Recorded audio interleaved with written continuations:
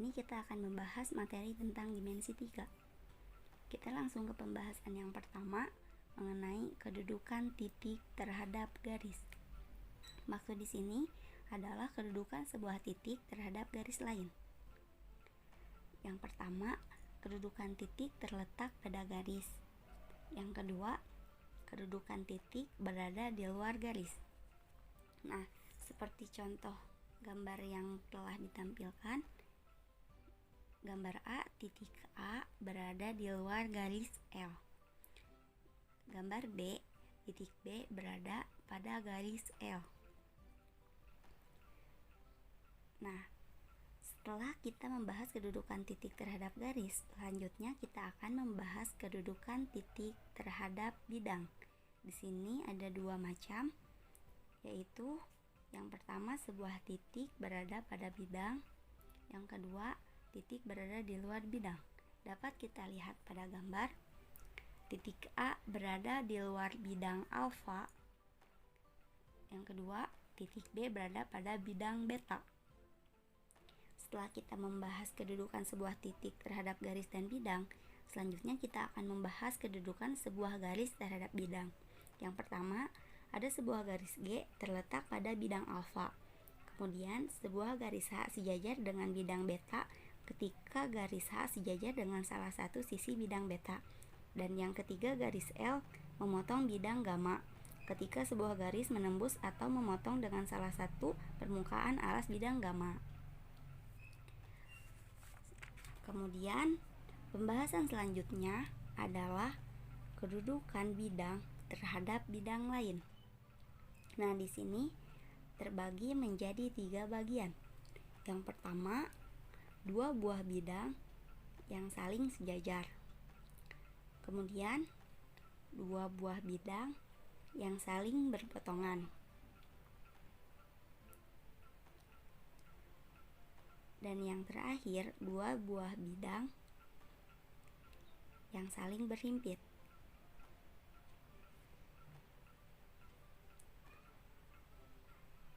Selanjutnya, kita akan gambarkan contoh masing-masing dari kedudukan bidang terhadap bidang lain. Yang pertama, gambar A, bidang alfa dikatakan berhimpit dengan bidang beta jika semua permukaan alfa dan beta menempel.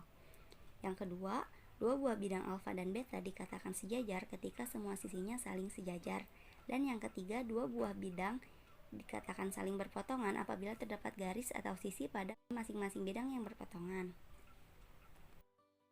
Selanjutnya kita akan membahas tentang jarak dalam dimensi 3. Jarak secara umum diartikan sebagai panjang lintasan terpendek atau panjang ruas hubung terpendek. Lalu, yang pertama ada jarak antara 2 titik. Jarak antara 2 titik A dan B adalah panjang ruas garis hubung A, B. Jika titik A dan B terletak pada sumbu bidang, rumusnya adalah panjang AB sama dengan akar X2 min X1 kuadrat ditambah Y2 min Y1 kuadrat. Sebagaimana di gambar 7.22. Selanjutnya yang B, jika titik A dan B terletak pada ruang, rumusnya adalah panjang AB sama dengan X2 min X1 kuadrat ditambah Y2 min Y1 kuadrat ditambah Z2 min Z1 kuadrat. Nah, kita lihat gambarnya di gambar 7.23. Selanjutnya, yang kedua yaitu jarak antara titik dan garis.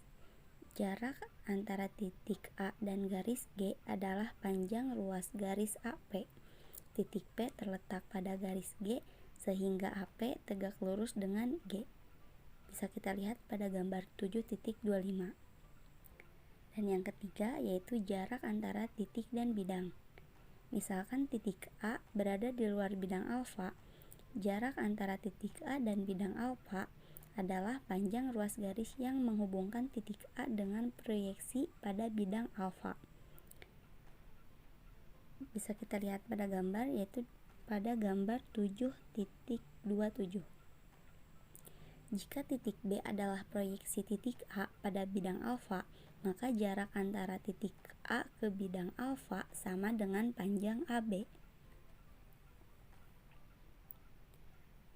Yang keempat, yaitu jarak antara dua garis yang sejajar.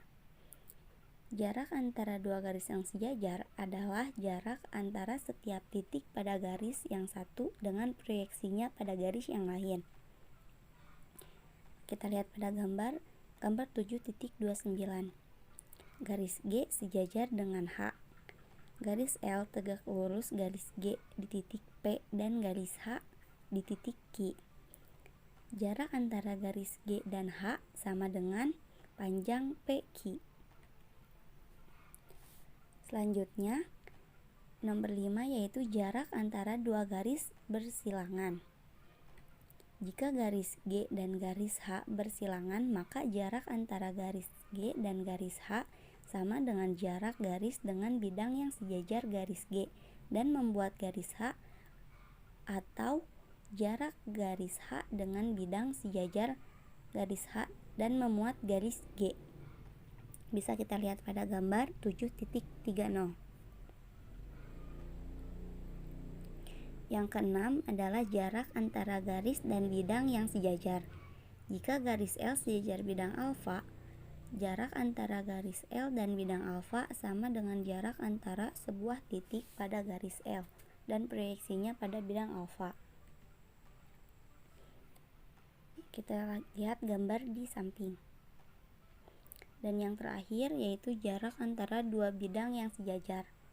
Jarak antara bidang yang sejajar adalah jarak antara setiap titik pada bidang pertama dan setiap titik pada bidang kedua merupakan proyeksi masing-masing.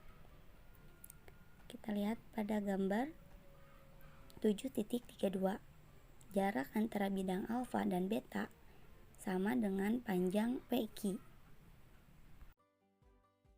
Mungkin cukup sekian pembahasan kali ini. Semoga bermanfaat. Wassalamualaikum warahmatullahi wabarakatuh.